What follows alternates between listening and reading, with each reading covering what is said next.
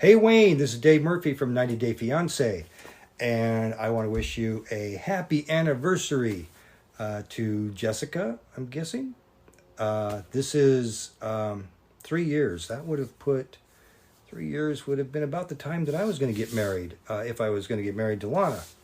I haven't actually talked to her now I haven't done any real talking with her for 3 years, or 2 years, but 1 year ago I had gotten her a visa to come here, and she wanted me to pay for the plane ticket at the last minute, and I wouldn't do that. She had the money for the plane ticket, and she said, well, I think if it was another girl you would have. And I go, oh, well, I don't know, maybe you're right, but you have the money. I'll reimburse you, but you got to pay for it first. Plane tickets are not owned by the people who pay for them. They're owned by the people whose name is on them. If she didn't take that flight, she gets the credit. She could have cashed it in or whatever and done with whatever she wanted with it. I have no control over that because her name is on it. So I wouldn't buy somebody a plane ticket. But she got pissed off when I said, then she said, well, I think it's normal for guys to buy tickets for the girls to come to America. I said, yeah, that would be normal for a fiance or a girlfriend, but we're just friends. I had stopped talking to her like a year before that, the summer before the war started, because it wasn't getting anywhere. It wasn't... She was starting to get to that point where she was asking for gifts, which she had never done. And I don't send anything. I don't send anything to the girls. Anything that is on the show. In fact, on the show, I think I didn't send any money. I think I always said that I didn't send anything.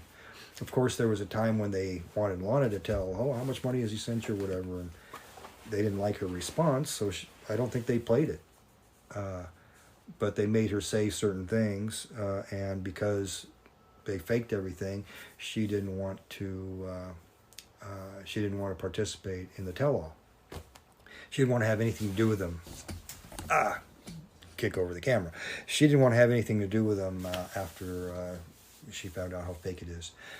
But you're a big fan of 90 Day, and you rooted for me, which is interesting because there was a poll right before the episode where we got to see Lana. There was a poll that was showing that only 1 out of 200 people thought that Lana was real and that we were going to meet. And I thought, well, that's kind of interesting. It's going to be real interesting when we meet. And the meeting was real. I set it up. It was absolutely real.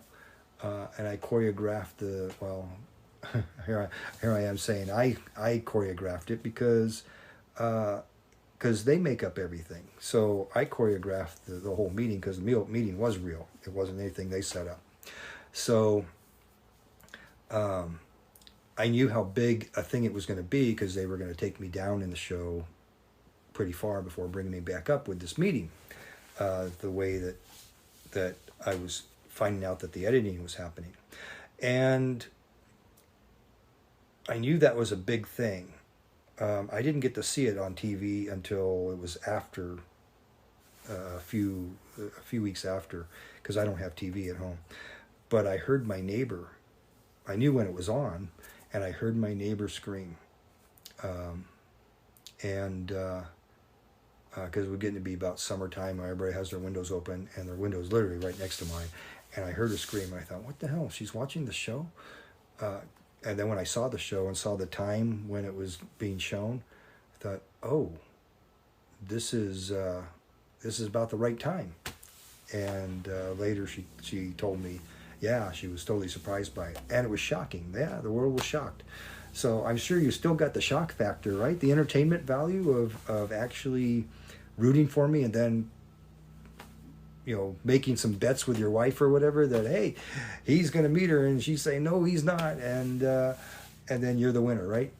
Well, I read comments online on different places where people were shocked and couldn't believe it. And so many people were saying I lost money on it. The highest I saw was $1,000. I don't know if it would be true or not, but I was all for that because those people didn't know what they were talking about, didn't know what they were looking at. But the story I know is completely different than the story that you see on TV. And so if I look back at like what was shown on TV, I'm like, okay, yeah, that guy's an idiot. He's never gonna meet that girl. No way, it's not gonna happen. I'd feel the same way, seeing what I saw on the show. So that's what I can tell you. But if you're still a fan, I don't want to go any further. If you want to talk, we can talk on Instagram or whatever. But 3-year anniversary, happy anniversary, fantastic. I wish it was me, and someday it will be. But I gotta wait for medical stuff to go on right now. I can't travel anywhere. I don't even have the RV. The RV, well, I call it an RV to people that don't know what motor coaches are, but it's a motor coach. And it's in the shop. It's been in the shop basically since I bought it. It's waiting on some parts. It's just been, if I needed it at the time, it would have been a total nightmare. However, I think right now it's actually drivable. I could go places with it, and when the parts come in, because I was waiting on parts, when the parts come in, then I would go and have them installed. But I can't travel because of my medical, and if I took it out of the shop, I'd have to store it. That costs $600 a month. I'd have to pay for storage. While it's in the shop, I'm not having to pay for storage. So might as well leave it there since I can't drive it.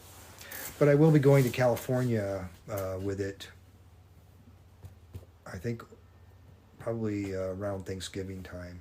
I think I'm supposed to meet someone here, and then we'll drive it down to California for over Thanksgiving for a week.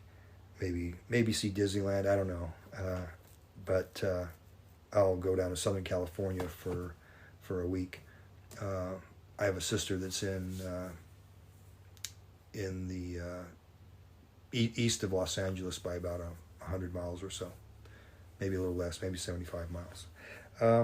But I don't know that when I'm going to be driving it back east. I really want to wait until my girl can do that. Or I can't really call her my girl yet, really, but I'm not really ready to go that far yet. But I don't want to do it alone. I don't want to travel alone. I hate traveling alone. So I'll wait for it to be somebody. And it can't just be anybody. I'm not into that.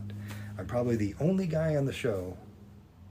Well, actually, I think Tim Malcolm told me this also, but I don't know if I believe it or not, that he was also someone that didn't take advantage of any celebrity status that we supposedly have and take advantage of that like a lot of the other guys have. Even the funny thing is that the married ones have probably taken more advantage than the single ones, as it turns out. But no, I haven't taken advantage of any fans or whatever on the show. I'm actually, there's lots of women that write and they want to date, and I don't date. I've gone out with 2 fans, and they really can't get over the fan thing or whatever. It's not really that fun. I can understand why actors want to stay with actors because they understand, but to be with a fan or somebody that you know from being a fan, that's not fun.